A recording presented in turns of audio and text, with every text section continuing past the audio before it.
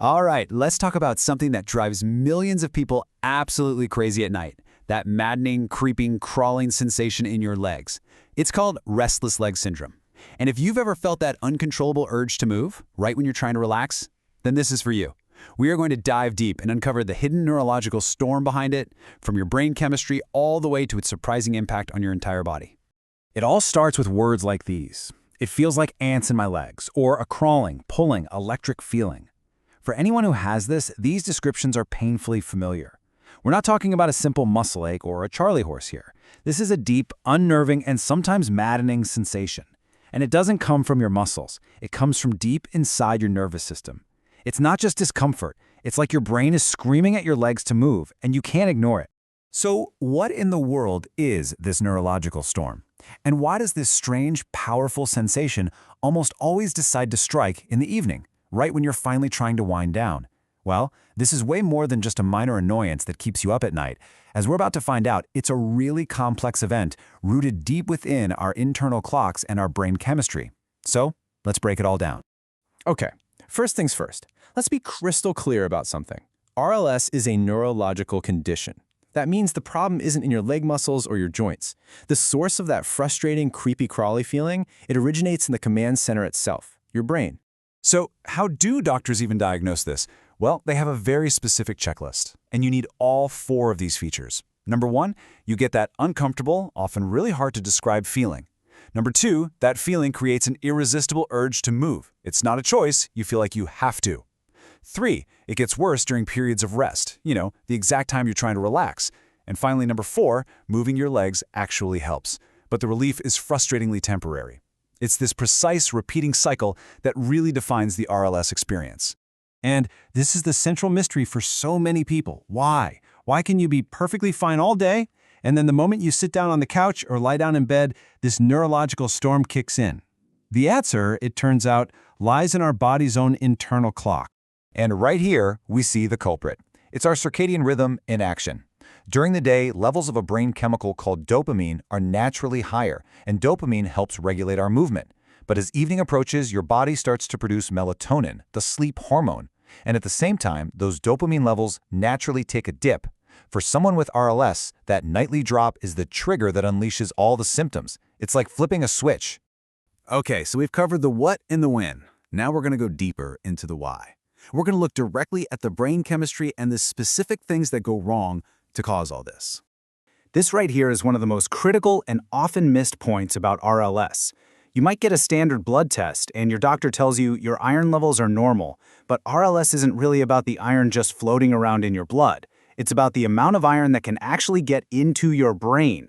This brain iron is absolutely essential for producing and using dopamine correctly. And without enough of it, the whole system just starts to break down. So how can we tell if there's enough iron available for the brain? Well, doctors who specialize in RLS look at a specific marker in your blood called ferritin.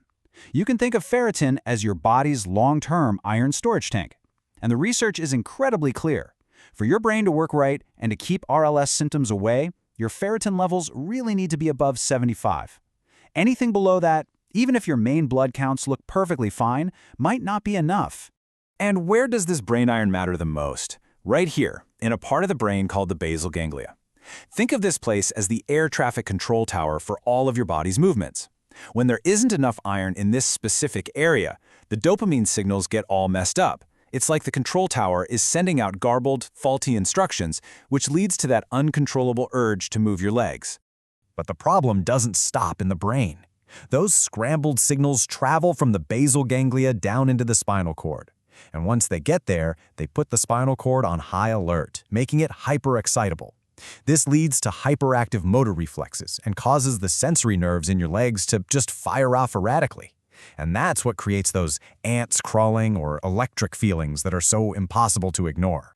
Now, all this brings us to a related but very different condition you might have heard of: periodic limp movements of sleep, or PLMS. And the difference is pretty simple. RLS is about the weird sensation you feel when you're awake. PLMS is about the actual movement your body makes when you're asleep, often without you even knowing it's happening. This table lays it all out perfectly. RLS is a conscious feeling, that urge to move while you're awake. PLMS, on the other hand, are involuntary, repetitive leg jerks that happen while you're sleeping. You're aware of RLS, but you're almost always unconscious during PLMS, though your bed partner might tell you all about it. This is why RLS is diagnosed in a clinic based on your symptoms. But to confirm PLMS, you need an overnight sleep study where they actually put electrodes on your leg muscles, specifically that tibialis anterior muscle on your shin, to record the movements. So what's the connection between them? Well, it's incredibly strong. As you can see here, a huge majority, we're talking 70 to 90% of people who have RLS also have PMLS. But, and this is key, the reverse isn't true. You can absolutely have PMLS by itself without ever having that classic RLS sensation.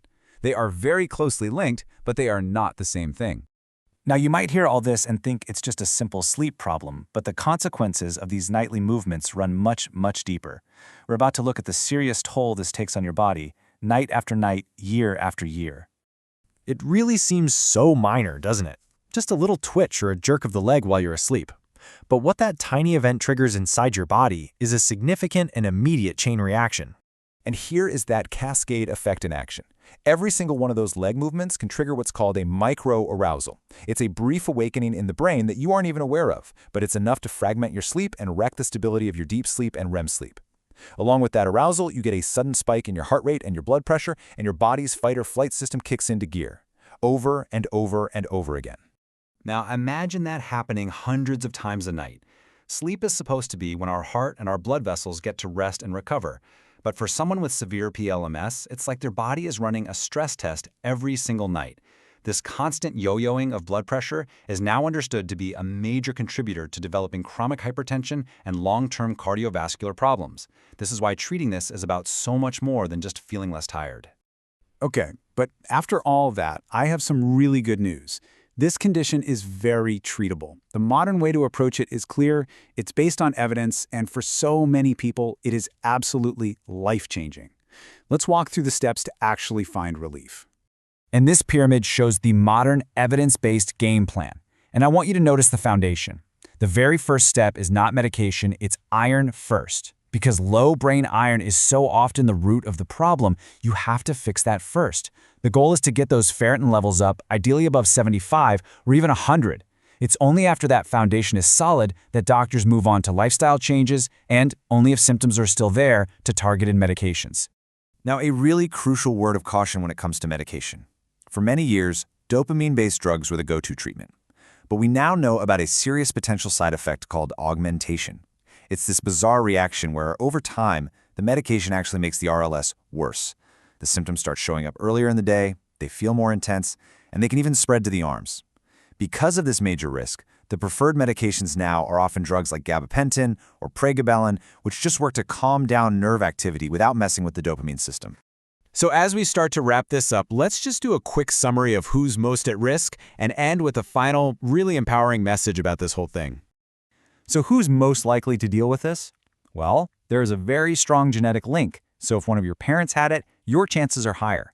It's also really common during the later stages of pregnancy and in people with chronic kidney disease, both of which can mess with iron regulation.